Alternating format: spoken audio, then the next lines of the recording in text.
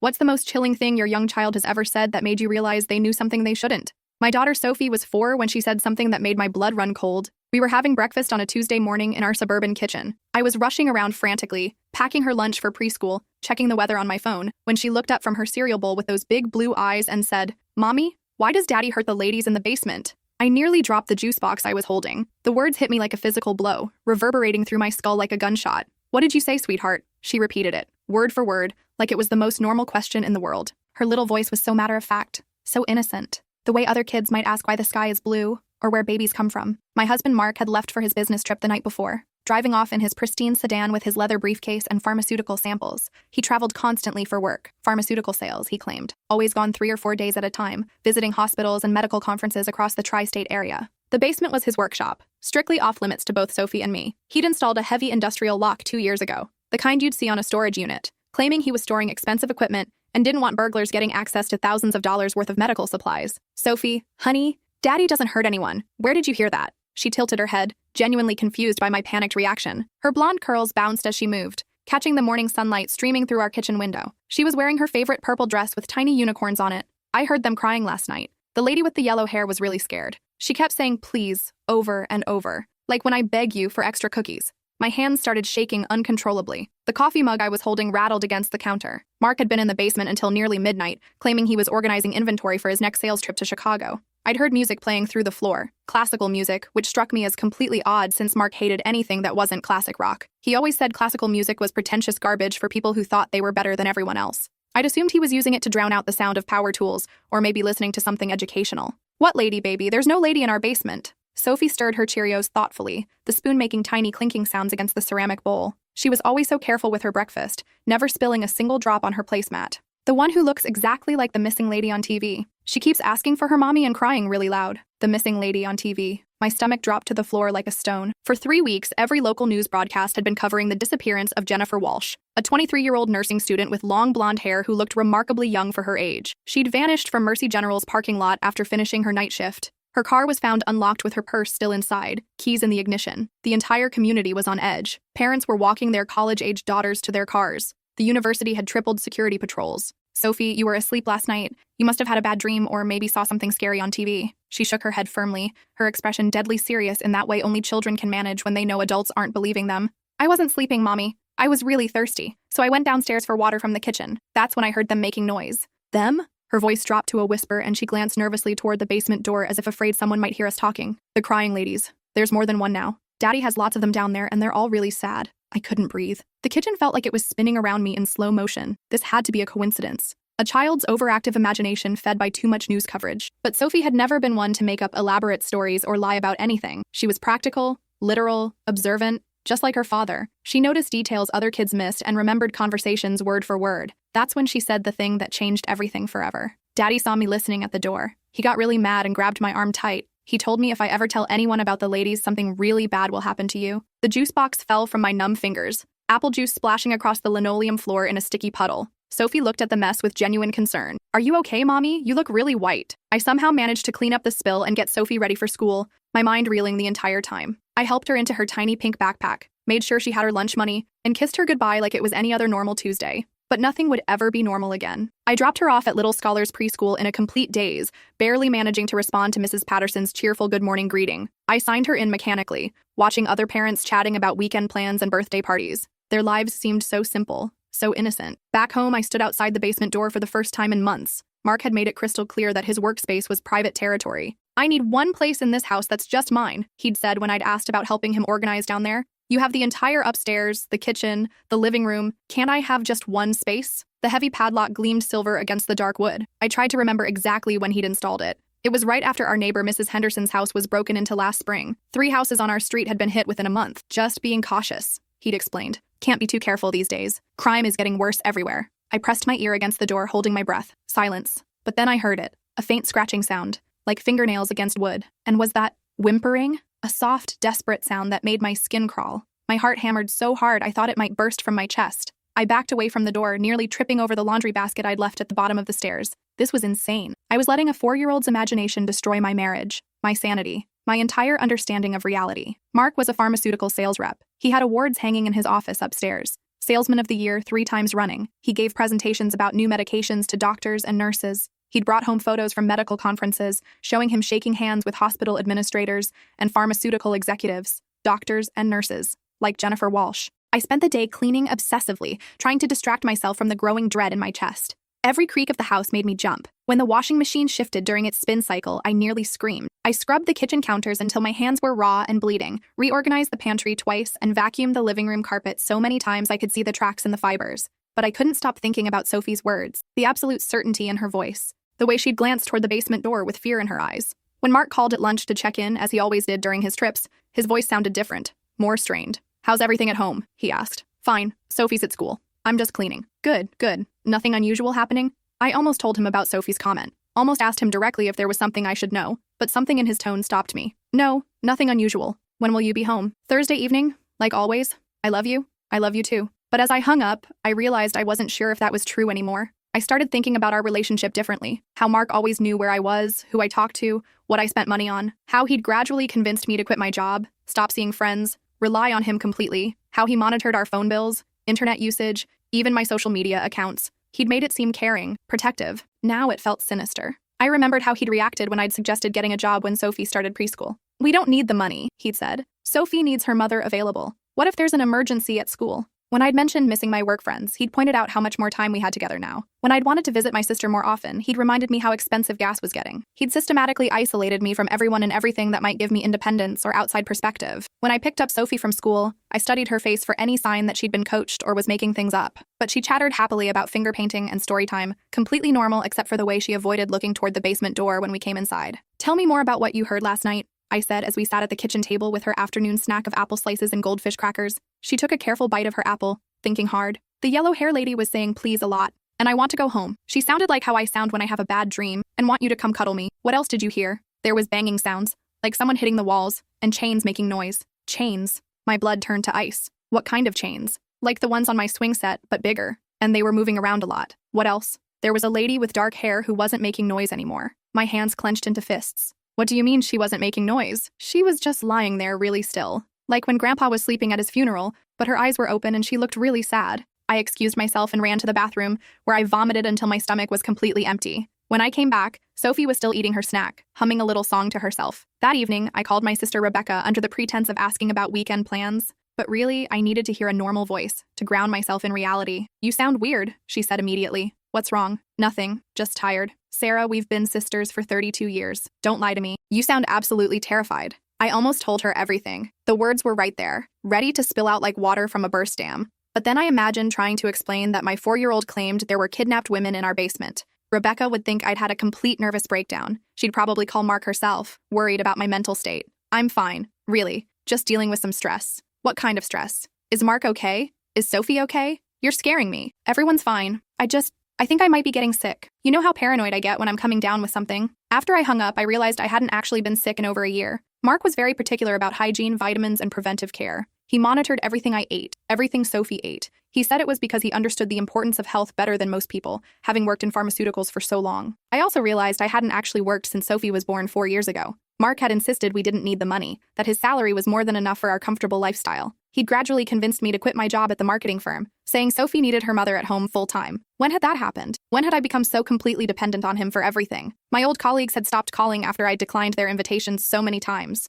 My college friends had drifted away when I'd stopped responding to their texts about girls' nights and weekend trips. Even my family had started calling less frequently after Mark had expressed concern about how overwhelming large gatherings were for me. That night, I waited until Sophie was asleep, then crept downstairs with a flashlight. The scratching sound was louder now, more desperate and frantic. I could hear muffled sobbing, and what sounded like chains rattling against metal. There was definitely more than one voice down there. At least 3 distinct cries for help. Someone was definitely being held against their will. Multiple someones. I ran back upstairs and called 911, whispering into the phone that I thought someone might be trapped in my basement. The dispatcher asked if I was in immediate danger, and I said I didn't think so, but please hurry. She said officers would be there within 10 minutes and asked me to stay on the line. As I waited, hiding in my bedroom closet with the phone pressed to my ear, I heard Mark's car pulling into the driveway. The engine sound was unmistakable. His sedan had a slight rattle that he'd been meaning to fix for months. He wasn't supposed to be back until Thursday night. I rushed to the bedroom window and watched him get out of his sedan, checking his phone repeatedly. Had he somehow monitored my call? He'd insisted on managing all our technology, including our phone plan and internet service.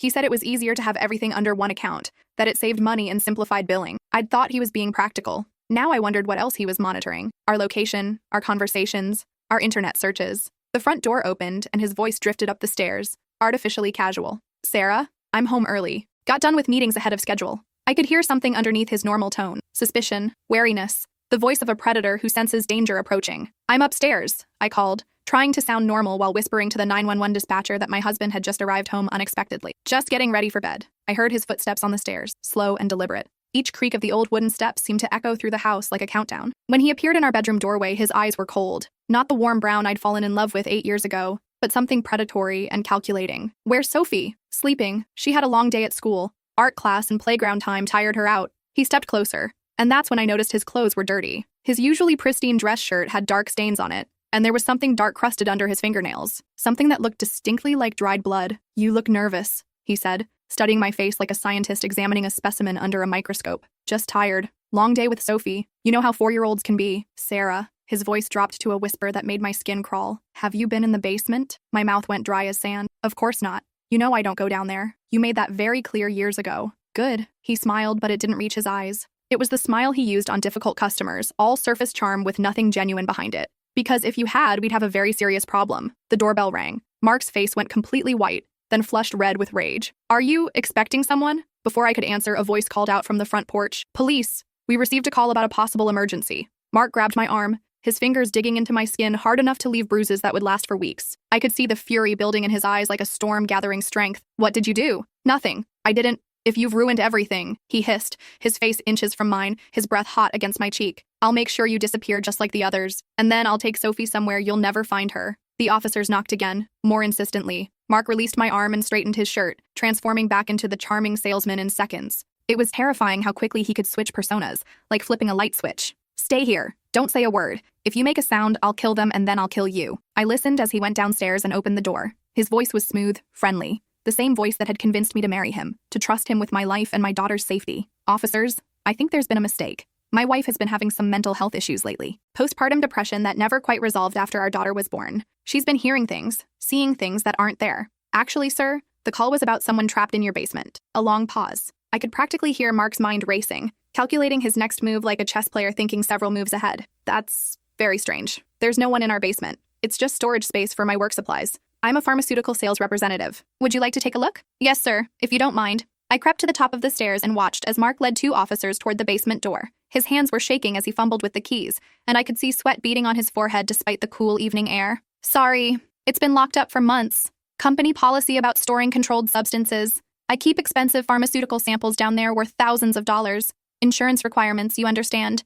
The lock clicked open. As soon as the door opened, the smell hit them like a physical wall. Even from upstairs, I could smell it. A sickly sweet odor that made my stomach turn violently. Death, decay, human waste, terror, the smell of suffering. One of the officers immediately radioed for backup and an ambulance, his voice urgent and professional. We need multiple units and EMS at 1247 Maple Street. Possible kidnapping situation. Multiple victims. Send the crime scene unit and the coroner. Sir, I need you to step away from the door and put your hands where I can see them. There must be some mistake. Hands visible. Step back from the door. Now, I have rights. I'm a respected member of this community. I sell life-saving medications to hospitals across 3 states.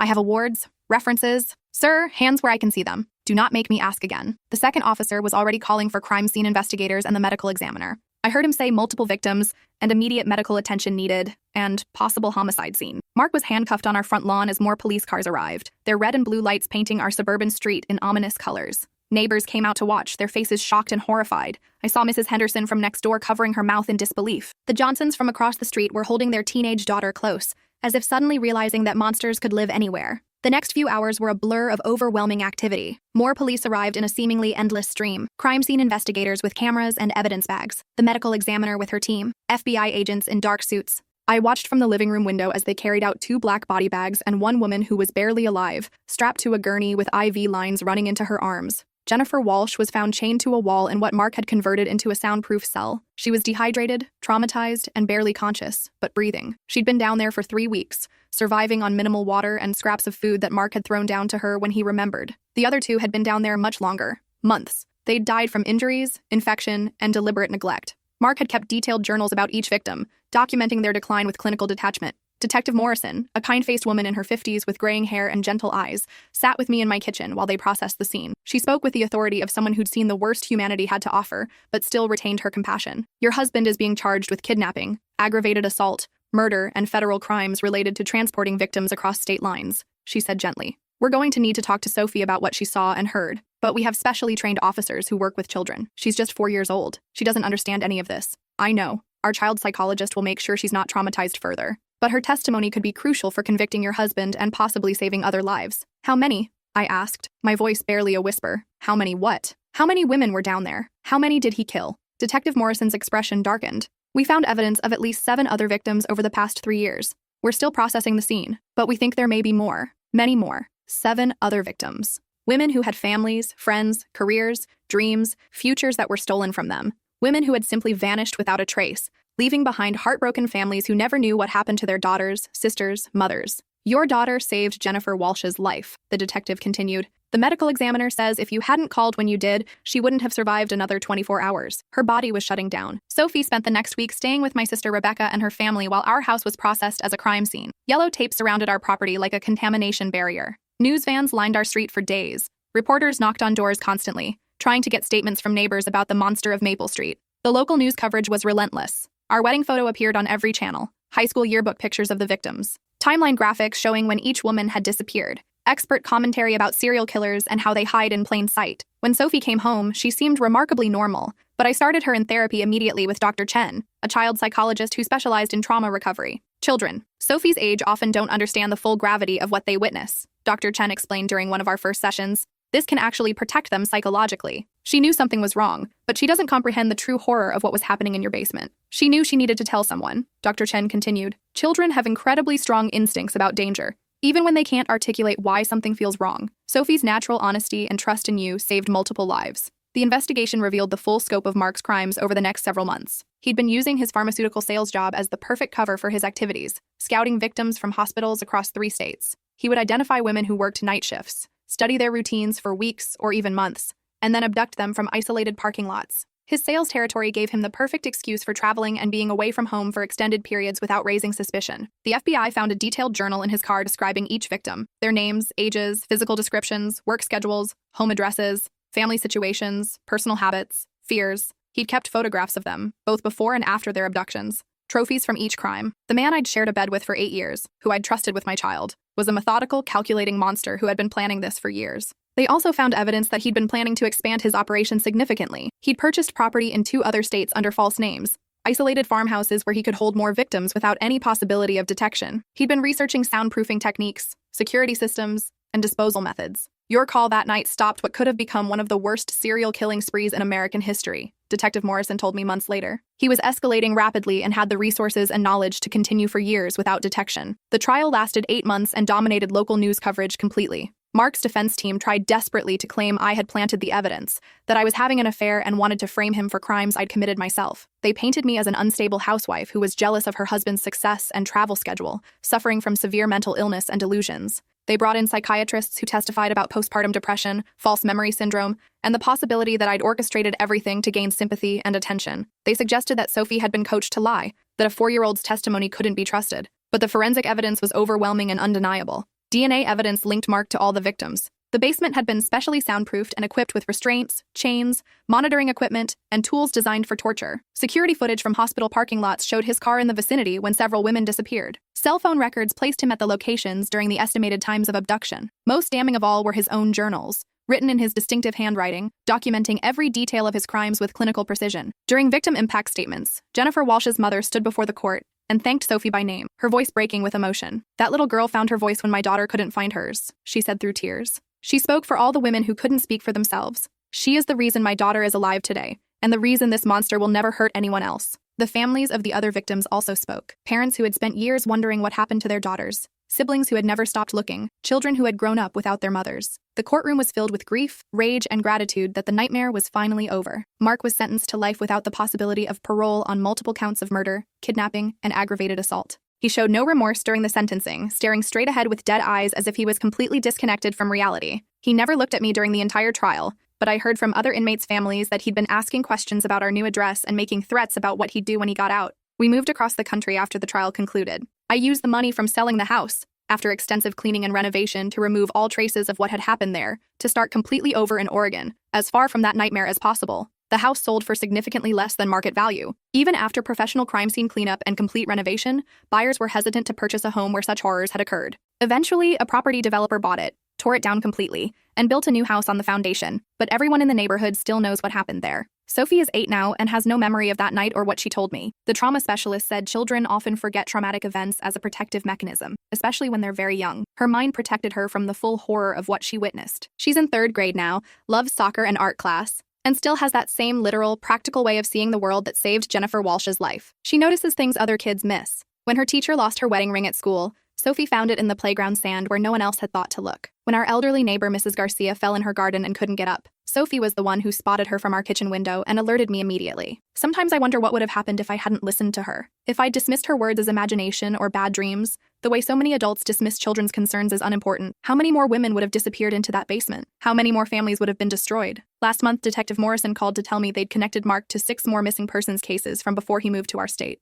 A nursing student in Ohio who disappeared 2 years before we met. A hospital administrator in Pennsylvania. A pharmacy technician in West Virginia. A medical records clerk in Kentucky. 2 more women from different states whose cases had gone cold years ago. The investigation is ongoing, and they believe there may be more victims they haven't identified yet. Your daughter may have prevented dozens of other kidnappings and murders, she said. He was escalating rapidly. The time between abductions was getting shorter, and the violence was getting progressively worse. If he hadn't been caught when he was, we could have been looking at one of the worst serial killing cases in recent history. When I told Sophie she was a hero, she just shrugged in that matter-of-fact way she has, the same way she might respond to being told she did well on a spelling test. I just told the truth, Mommy. That's what you're supposed to do when something's wrong. She paused, then added thoughtfully, adults don't always listen to kids when they say important things, but you did. That's what made the difference. That night, I tucked her into bed in our new house, a house with no basement, no locks I don't have keys to, and windows that actually open. Every door in our house can be opened from both sides. I check them obsessively every night before bed, testing each lock and handle multiple times. Good night, my brave girl, I whispered, kissing her forehead and breathing in the sweet scent of her shampoo. Good night, Mommy. I love you. As I turned off the light, she added quietly, I'm glad the crying ladies don't live with us anymore. I hope they're somewhere safe now where no one can hurt them. She rolled over and went to sleep, leaving me standing in her doorway with tears streaming down my face, overwhelmed by gratitude for her courage and honesty. Jennifer Walsh writes to us sometimes. She's back in nursing school now, working toward a degree in victim advocacy and trauma counseling. She says she wants to help other survivors find their voices and heal from their experiences, just like Sophie helped her find the strength to survive. In her last letter, she included a photo of herself at graduation. She's smiling, surrounded by her family, looking healthy and strong. At the bottom, she'd written, "Thank you for listening to the little voice that saved my life. Sophie will always be my hero." The other families have stayed in touch too. We receive Christmas cards from Jennifer's parents, birthday cards for Sophie from the Walsh family. They've created a foundation in honor of all the victims, focusing on hospital security improvements and supporting families of missing persons. Sometimes late at night, when Sophie is sleeping peacefully in her bed, I think about all the women who aren't here anymore,